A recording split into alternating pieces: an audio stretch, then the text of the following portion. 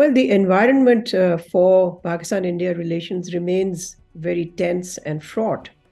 And this is, of course, reflected to some extent in the kind of wild and inaccurate speculation in the Indian media that somehow Pakistan had asked for a bilateral meeting between our foreign minister and the Indian foreign minister. Our foreign ministry has denied that flatly. So has the foreign minister. We did not seek any bilateral meeting with the Indians. But as you know, relations between the two countries have been very tense for years now. The dialogue has been suspended for almost 4 years plus. And since August 2019, when India illegally occupied Jammu and Kashmir, diplomatic ties were further downgraded and, of course, trade totally suspended. So the two countries have a diplomatic deadlock and an impasse that remains unbroken. So this is the context in which the foreign minister is going, and he's going for a multilateral visit. The Shanghai Cooperation Organization is a multilateral forum consisting of 8 member nations. A 9th is expected to join this summer, which is Iran. So, Pakistan has always had very good relations with all members of the SCO, except, of course, for India.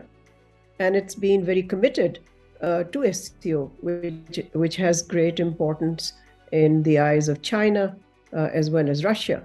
So, our participation in this forum is really a reflection of our commitment to SCO, because it has a very important vision for cooperation and connectivity in the region. In politics and in diplomacy, there is no such thing as no return. There's always a possibility for some kind of movement to end the deadlock. But I don't see the foreign minister's visit to Goa to attend SCO in any way contributing to the melting of ice between the two countries.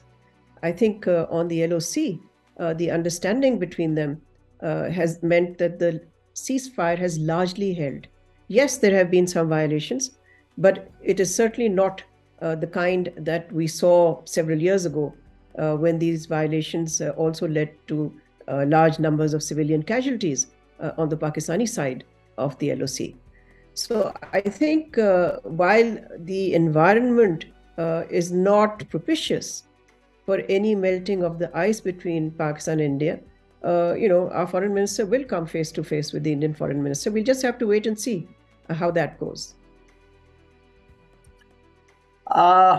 First of all, I'm extremely happy participating in this discussion on Dawn, because Dawn Group is one that I admire immensely for its courage, integrity, and its very principled stand on a whole variety of issues. So thank you very much.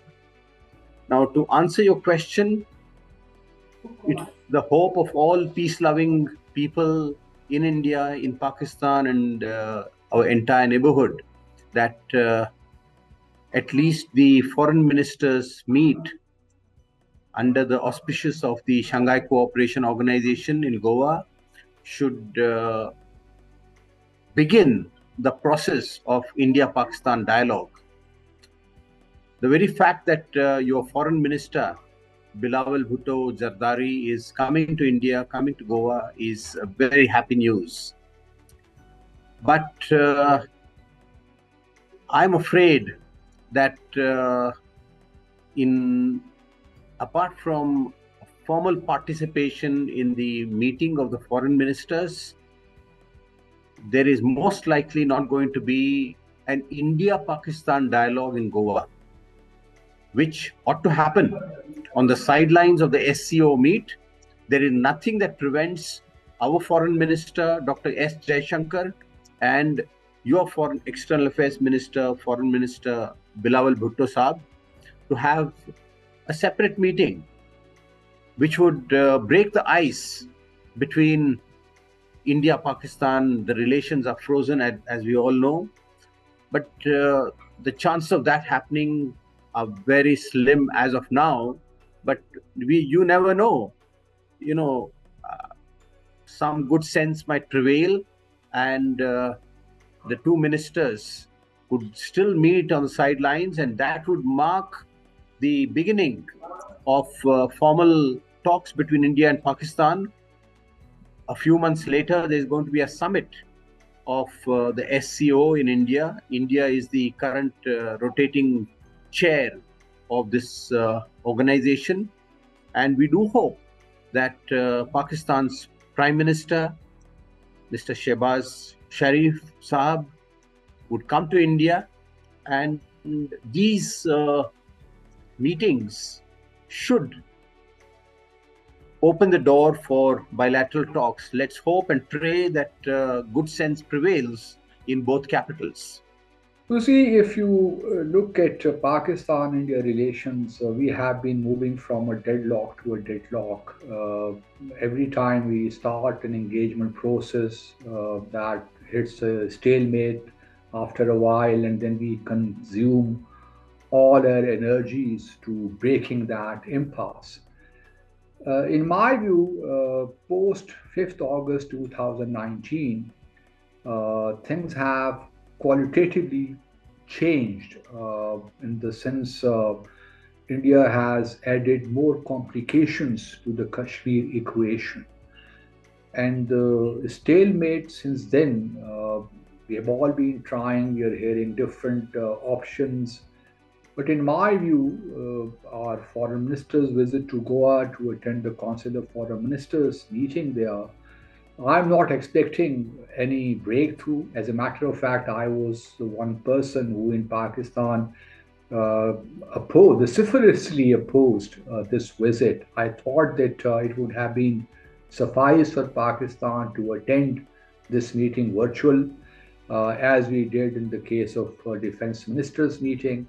But now that Pakistan has decided to go, I do not expect any breakthrough, nor should there be any breakthrough in my view, unless India agrees to do some fundamental, agrees to take some fundamental steps. Without that, I think such breakthroughs are meaningless. So-called, breaking the ice is all useless in my view, because we have seen time and again in India-Pakistan relations that this does not really work. And doing more of the same and expecting different results, I think we kind of hoodwink ourselves.